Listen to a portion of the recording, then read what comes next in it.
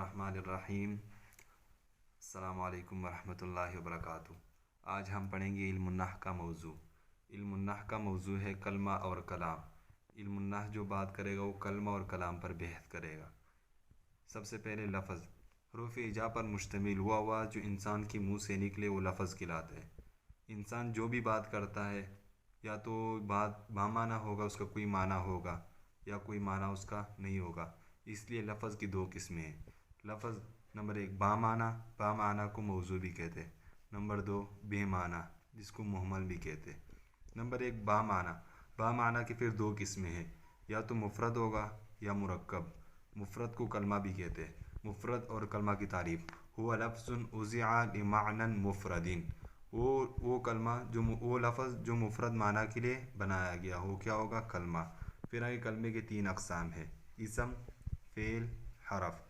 اسم وہ کلمہ ہے جو اپنا معنی مستقل پر دلالت کرے اور تینوں زمانوں میں سے کوئی زمانہ بھی اس کے اندر نہ پایا جائے۔ فعل وہ کلمہ ہے جو اپنا معنی مستقل پر تو دلالت کرے لیکن تینوں زمانوں میں سے کوئی زمانہ بھی اس کے اندر پایا جائے۔ حرف وہ کلمہ ہے جو اپنا معنی جملے میں واقع ہوئے بغیر نہ بتا سکے اور تینوں زمانوں میں سے کوئی زمانہ بھی اس کے اندر نہ پایا جائے۔ نمبر 1 زید اسم کی مثال۔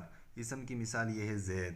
زید ایک بندے کا نام ہے اور یہ نام ہمیشہ کے لیے ہوتا ہے۔ یہ نہیں کہ ماضی میں تھا اور اب نہیں ہوگا، نہیں، بلکہ ہمیشہ کے لیے۔ یہ اس کا ایک معنی بھی ہے اور اس کے اندر زمانہ بھی نہیں پایا جاتے ہیں، ہمیشہ کے لیے۔ دوسرا ہے اکل، زید نے کھایا، پہلے کھایا لیکن اب نہیں کھا رہے، تو فعل کے اس کے اندر زمانہ پایا۔